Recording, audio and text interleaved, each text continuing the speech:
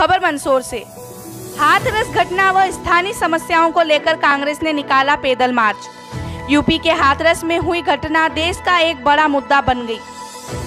हाथरस की निर्भया के साथ हुई हैवानियत के खिलाफ पूरे देश में गुस्सा फूटा है। विपक्ष इसको लेकर लगातार सरकार को घेरने में जुटा है। मंदसौर में भी लगातार हाथरस की इस घटना को लेकर विरोध देखा जा रहा है। मंगलवार को कांग्रेस ने पैदल मार्च निकालकर हाथरस घटना व जिले की स्थानीय समस्याओं को लेकर पैदल मार्च निकाल अपनी मांगों का ज्ञापन सौंपा। दरअसल सभी कांग्रेस जन शहर के संजय गांधी उद्यान परिसर में एकत्रित हुए। यहां से सैकड़ों की संख्या में कांग्रेस नेता श्यामलाल जोगचंद के नेतृत्व में पैदल रैली निकालते हुए नारेबाजी के साथ गांधी चौराहे पर पहुंचे। यहां हाथरस घटना का विरोध व इसके साथ ही किसान विरोध कानून का विरोध करते हुए सरकार के खिलाफ प्रदर्शन किया और अपनी मांगों का एक ज्ञापन तहसीलदार को सौंपा। मंदसौर से संवाददाता देवेंद्र मौर्य की रिपोर्ट।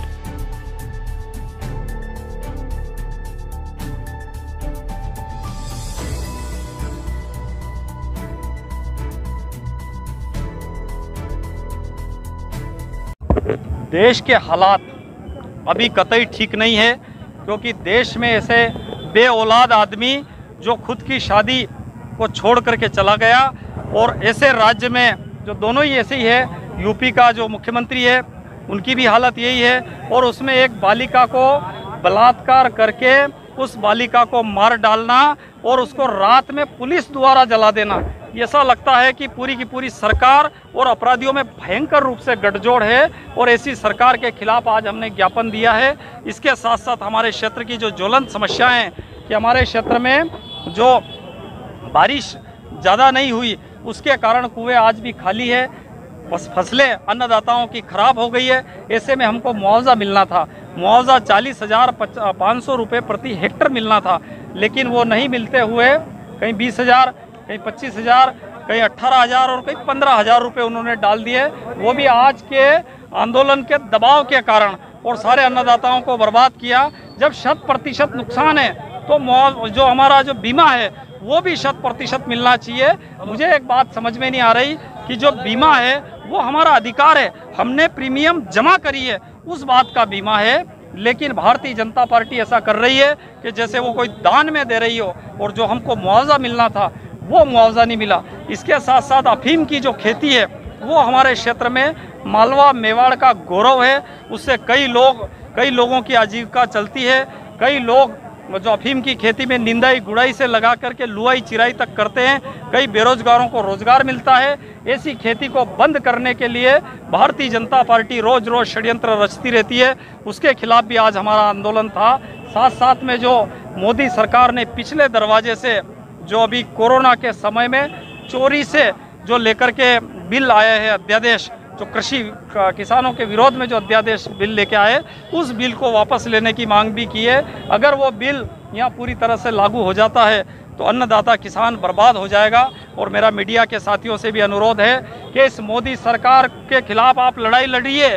कारण ये कि एक अभी आपने देखा होगा उत्तर प्रदेश की घटना, उसमें पत्रकारों को भी अंदर नहीं जाने दे रहे थे। राहुल जी और हमारी जो प्रियंका जी, उनके ऊपर भी जो लाठी चार्ज कर रहे थे, यहाँ तक कि कोई आदमी की मृत्यु हो जाती है और कोई शोक संवेदना व्यक्त करने जाता है, लेकिन भारतीय जनता पार्टी का शासन ऐसा है कि उसमें शोक व्यक्त तक करने नहीं दिया जा रहा है। ऐसी सरकार को उखाड़ने के लिए मुझे ऐसा लगता है कि मंदसौर जिले के लोग जब कोई आंदोलन करते हैं तो निश्चित रूप से आप मानिए कि वो परिणाम आते हैं और यह सरकार शीघ्र उखड़ जाएगी। ज्ञापन, रैली और सारे लोगों ने मिलकर के, दलित, मुस्लिम, हिंदू, जो सारे धर्मों के, सारी समाजों के लोगों ने मिलकर के कहा कि ये मोदी राज अब नहीं चलेगा। इसके लिए हमने